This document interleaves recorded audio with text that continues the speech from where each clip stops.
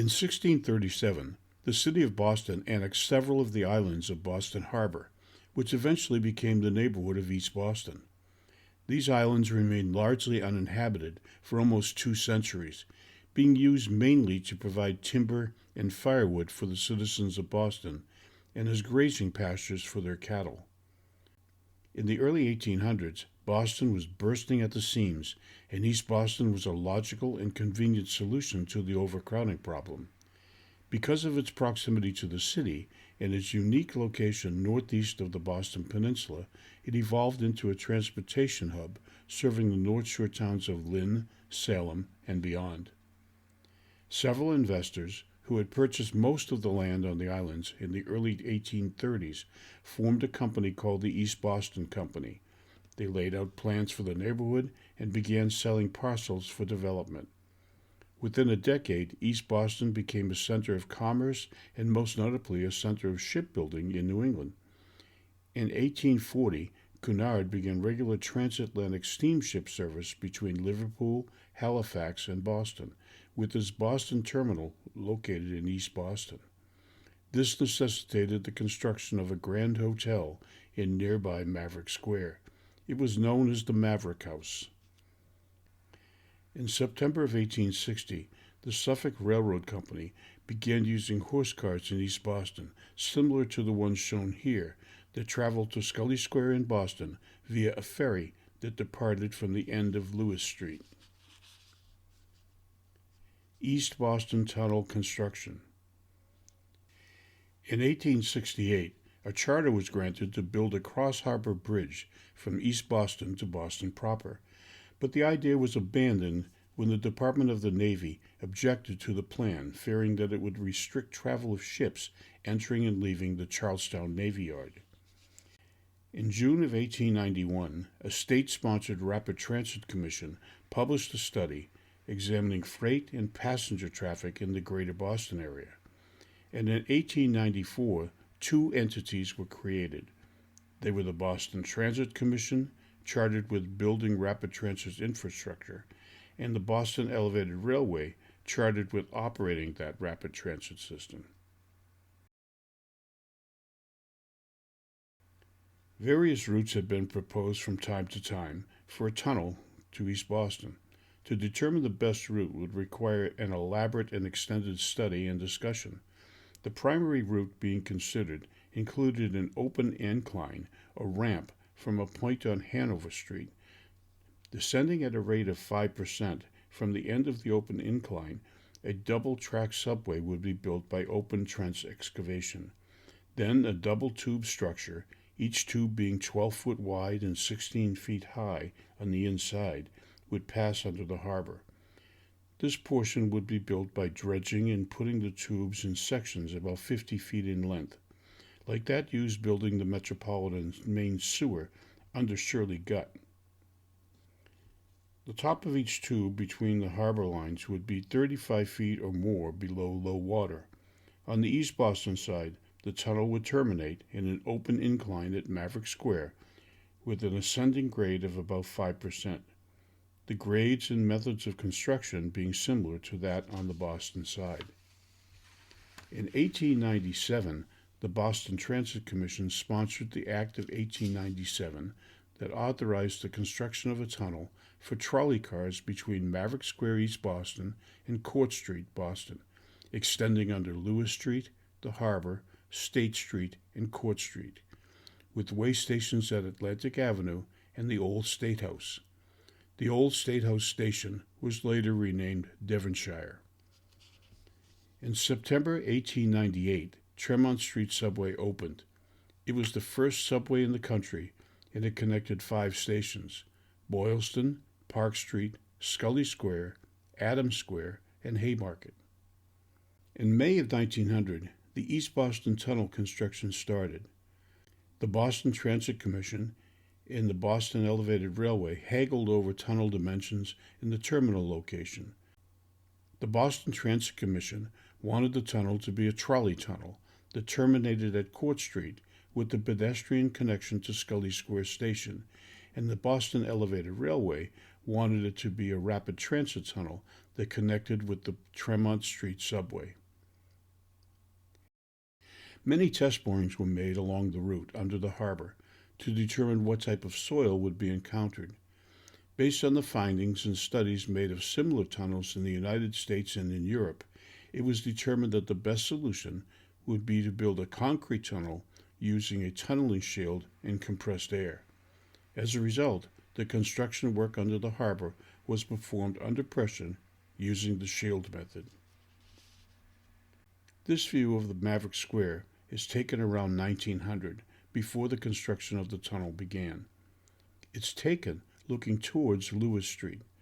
The large building on the right was the new successor to the original Maverick House Hotel, and the large building on the left, at the far end of the square, was the Boston Sugar Refinery, the first refinery in the world to produce granulated sugar. This peaceful scene would soon change as the construction of the tunnel began.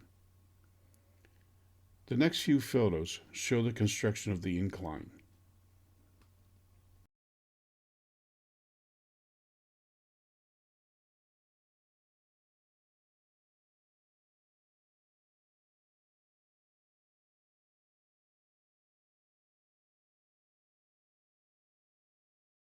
This shot shows what the interior of the incline looked like as it was nearing completion, and the pictured postcard shows what the incline looked like when it was completed. The next series of photos shows the construction work on Lewis Street, where the tunnel gets deeper and approaches the shoreline of the harbor.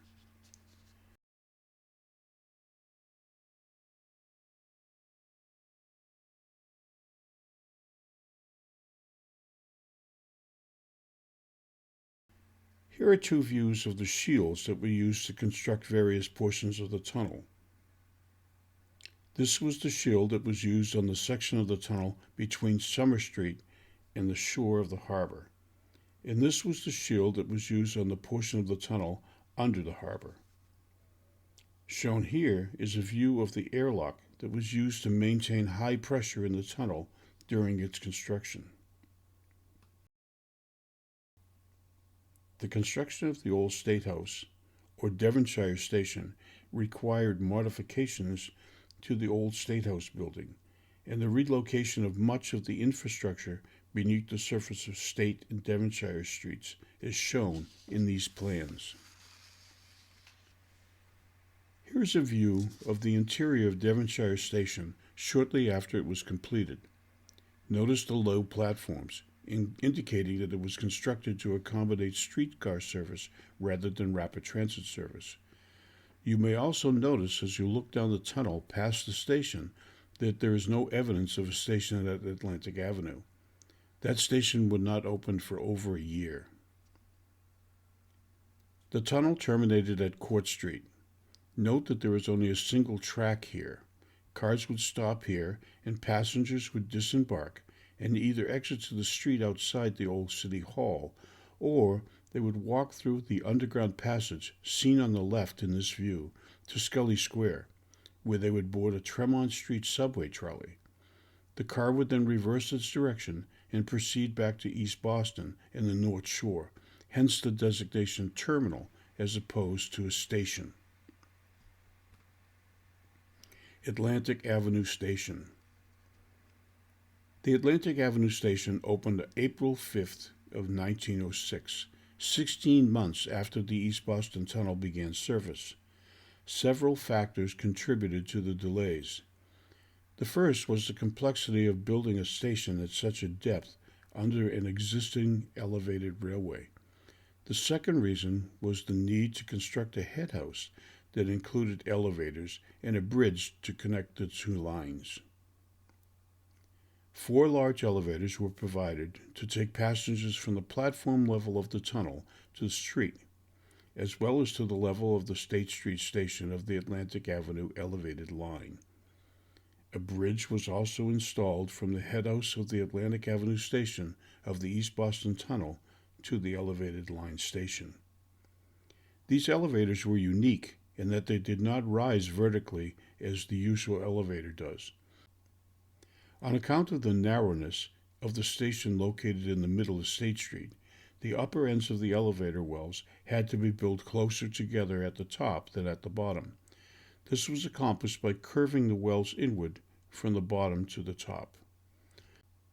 The station, with its platforms at 50 feet below street level, was the deepest in the system, and it retained that distinction until the Porter Square station on the MBTA Red Line was opened in 1984.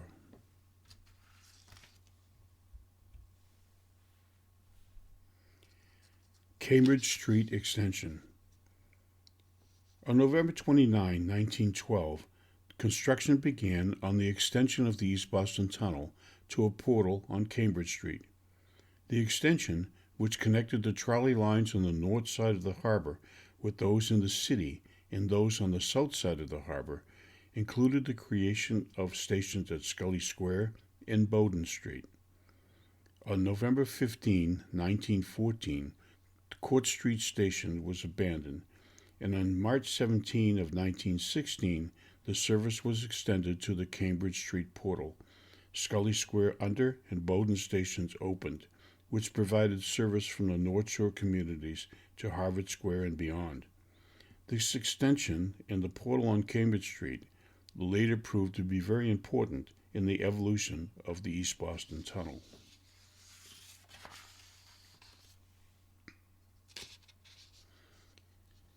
Maverick Square Station. The East Boston Tunnel was originally planned to be operated with high-floor rapid transit stock and connected to the then-planned Cambridge Elevated line.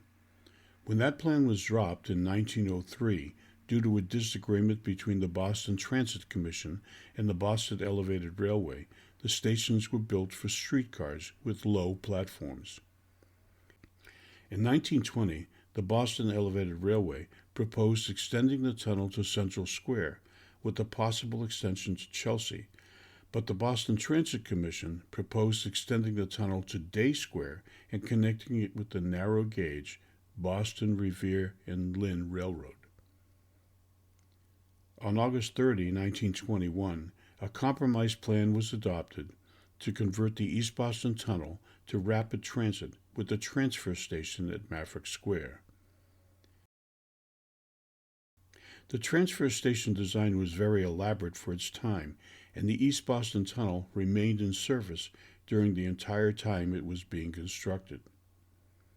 The plans called for converting what had been a simple portal for the tunnel with an incline at Maverick Square to an underground structure that allowed passengers from the surface cars to transfer to rapid transit cars that traversed the tunnel.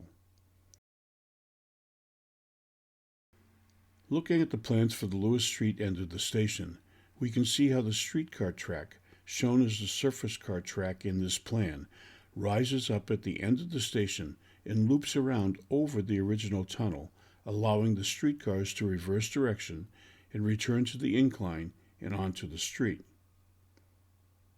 At the Maverick Square end of the station, we see that the rapid transit cars, shown as tunnel trains in this plan, loop around under the incline, allowing the trains to reverse direction and head back to the tunnel and return under the harbor. The two lines, the streetcar line and the rapid transit line, share a platform in the center of the station, allowing passengers to transfer from one line to the other. This allowed passengers arriving by streetcar from the towns north of the harbor to continue their commute into the city via the rapid transit line, and vice versa. One very interesting part of the plan was the chamber that was constructed under Chelsea Street, housing a barn for rapid transit cars and two inspection pits that allowed for the inspection and light maintenance of the rapid transit cars. This brings up the importance of the Cambridge Street portal. It provided a physical rail connection between the East Boston Tunnel and the Cambridge Rapid Transit line in the early part of the 20th century. Rail cars from the East Boston Tunnel could emerge from the Cambridge Street portal, surfacing between Joy Street and Russell Street, just beyond Bowden Station. The rail cars would run on former streetcar tracks down Cambridge Street and then to the western end of the Longfellow Bridge, connecting to what was now the Red Line just east of its Cambridge subway portal, near what is now the Kendall MIT station. Because the tracks were unpowered, the individual cars had to be towed along the street at night. This connection was never used in passenger service, but it was used to transport East Boston Tunnel cars to the Elliott Street Yard maintenance shops, then located near Harvard Square Station. When the East Boston Tunnel eventually got its own maintenance shops as part of the East Boston extension, the connection was removed and the ramp portal was permanently covered in 1952. As one last note about this end of the station plan, notice the stub that ran along the curb line towards Meridian Street. Looking up the track from the far north end of the Maverick Square platform today, one can see that this stub is now used as a storage area. The Boston Transit Commission documented the construction of Maverick Square Station, and the following photographs of the construction are taken from that documentation. The first shot is of Maverick Square as the construction of the station began. As you can see, it was a major project. Next, we see the excavation work beginning. Notice the lack of heavy equipment. Much of this work was done by hand by the Italian immigrants who were beginning to populate East Boston. Notice how massive the construction is. This explains how it has remained in service all these years. Much of the station is located under Lewis Street, which at the time was lined with large warehouses and commercial buildings. These buildings all required temporary support while the station was being excavated.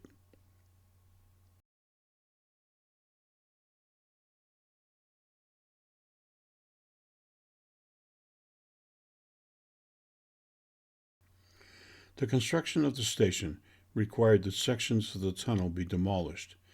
This was done by blasting the tunnel section at night and hauling the rubble away, all while trolleys continued to use the tunnel during the day. This shot shows the surface car loop at the Lewis Street end of the station being constructed. Notice how an inbound trolley is passing under the loop while construction is ongoing. This shot shows how the station is beginning to take shape. The next shot shows a section of the old tunnel being demolished after cars have been diverted to the tracks running in the newly finished section of the station under the buildings on either side of Lewis Street. This shot shows an interior of the station showing parts of the old tunnel and the new station roof sections. This shot shows an interior view of the station showing parts of the old tunnel and new station roof sections. Here we see the finished ceilings and walls of the station with a temporary crossover, allowing the surface cars that have come down the incline to join the tracks that will eventually be used by the rapid transit cars in the tunnel. Lastly, we look at the construction work under Chelsea Street. As with other parts of the station, the work was done by using the cut and cover method. First, a trench was dug, and the floor and vertical walls of the chamber were constructed. Then the roof was applied. In these photos, we see the roof beams being laid between the sidewalls. Here's a view of the finished chamber looking from under Chelsea Street back towards the station. In this shot, we see the maintenance bay with the inspection pits between the tracks. This section of the tunnel was later incorporated into the East Boston extension, where the tunnel was extended to the airport and beyond. This shot shows the station shortly after it was completed. It was taken from the surface car tracks just where they enter the loop, looking back towards the incline. The rapid transit tracks are located on either side of the pillars on the sides of the trolley platform. This is a view of the head house when it was completed in 1924. In April 18, 1924, streetcar operations ceased on the East Boston Tunnel. On April 21st of 1924, 3 days later, the tunnel opened as a rapid transit tunnel. The transition took over 1,500 men to accomplish, and it required the platforms at Atlantic, Devonshire, and Bowden stations to be raised to accommodate the new cars. This was accomplished by using temporary wooden platforms until the permanent concrete platforms were finished, but the lower platforms can still be seen in Devonshire and Atlantic. Rather than modify the narrow tunnel, it was equipped with smaller rapid transit cars that would operate in tight clearances. This was particularly necessary due to the loop at Bowden Station. Here are two pictures that show Maverick Station as it appears in 2024. The area that was once occupied by the surface car tracks is now a mall between the inbound and outbound tracks of the rapid transit lines, and the station has been extended to accommodate longer trains. The East Boston Tunnel and Maverick Square Station remain in use today as important parts of the infrastructure of the city. They were marvels of design and construction in their time, and their continued use is a testament to the quality of the work that went into them. Watch this channel for part 2 of this series, which covers the extension of the tunnel to Logan Airport and beyond, and the creation of the MBTA Blue Line. Thank you for watching.